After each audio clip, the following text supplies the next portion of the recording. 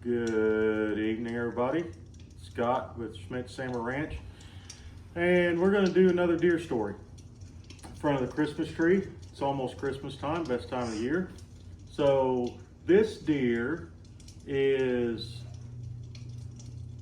called the Buckhill Buck, and Buckhill is a place.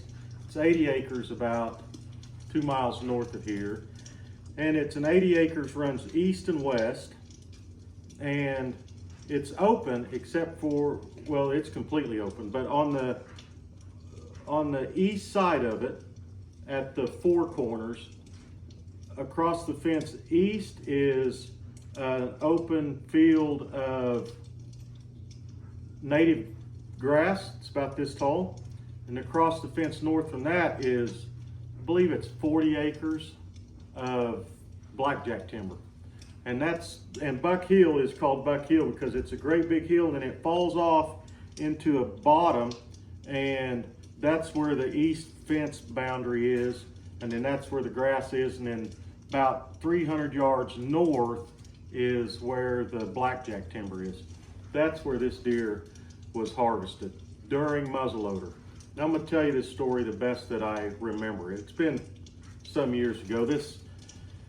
I don't like this mount. I wish that most of my other mounts I've done full sneak, and I wish I would have done this mount full sneak. I don't like the turn of it, you know, but the deer has a really unique story with it. It's during muzzleloader, and I was hunting alone, and I went in. You come in from the west and you drive back in there almost a half a mile, and parked. And I was sitting on this big open hill. It's the 80 that I'm actually hunting on is Bermuda grass and some native grass mix, but pretty open. And hunting by myself, parked, and I probably got there, this has been probably 20 years ago, so, well, maybe longer. But I probably got there, let's say 4 o'clock, and it's probably gonna get dark at 5:30 or so. And I sat for probably 45 minutes, and I could hear it thundering in the distance, and the storms were getting closer. So I said, you know what, I'm gonna go ahead and get out of here, leave. So I left actually, and I drove the half mile back out to the road and turned to the right, which was north, and I went probably a quarter mile or so, and a couple deer crossed the road in front of me. So I thought, well, hey, deers might be moving, you know? And so I said, I'm gonna go back. So that's one thing I learned on this hunt. Don't leave early, you know, stay. And so I went back and set up on the hill where I was before, and the thunder I can hear is getting closer, but I looked to the northeast from where I was, and this deer, and I mean, he's a nice 10 point, is standing there with another deer, smaller buck. And I had my grunt call. It's another thing that happened on this hunt. It's not the only time, but it's the best time that a grunt call ever worked for me. So this deer was 300 yards away. There was nothing in the world that was going to bring him to where I was sitting. So I grunted. And when I grunted, he automatically looked right at me from 300 yards away. He looked right at me. And what I did was I waited. I didn't grunt while he was looking at me.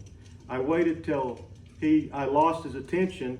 And I think he put his head down, and I grunted at him again, and he looked right at me again. So, and longer that time. And I waited, and when he put his head back down again, I grunted at him again, and he picked his head up, crossed the first fence, come right down the second fence line and crossed over onto where I could hunt. And I mean, he was coming right at me, coming right to my location. He knew right where I was. And I was able to harvest him. And it's just, I would not have shot this deer if I hadn't had that grunt call with me. So I don't use a grunt call a lot because everybody in the woods is honking on them like they're a tuba. I've actually sat on a bow stand and had another hunter about 30 yards from me, and he's just bat, you know, well, give it a rest with the grunt call. But it did work in this case. And so I had the deer down, and I called Mark, my hunting buddy, hunting a few miles from me, and said, hey, I got this nice 10-point down, you know, come help me. We field dress it, get it loaded up. And I don't know how long it took him to get there, maybe 20 minutes. But in that time, the thunderstorm made it to our location, and we actually field dressed this deer in it was just a downpour. And dark by that time. But the unique thing about, and you can probably tell it, this muzzleloader, I had left, I went back, grunt call. Without a grunt call, I don't shoot this deer. But he's in velvet. And I'm in northwest Oklahoma, and deer are not in velvet because muzzleloader season is usually, you know, Halloween, first week in November. So deer are long since out of velvet. They come out of velvet here, you know, usually before bow season, which is 1st of October. So he's in velvet, the only deer I've ever shot in velvet. And I didn't know he was in velvet when I shot him. Didn't know it till I got up to him. I'm like, holy crap, that deer's still in velvet. And so I don't know why that would be, if he had something wrong with his reproductive system or what. Some of you deer experts probably know. Give me a reason for that. But a nice 10-point unique deer in velvet, grunt call, really good memory, good hunt. And so that's the story of the Buckhill Buck, or I guess we could call him the Velveteen Buck. So, all right, thank you guys for watching. Have a blessed day, everybody.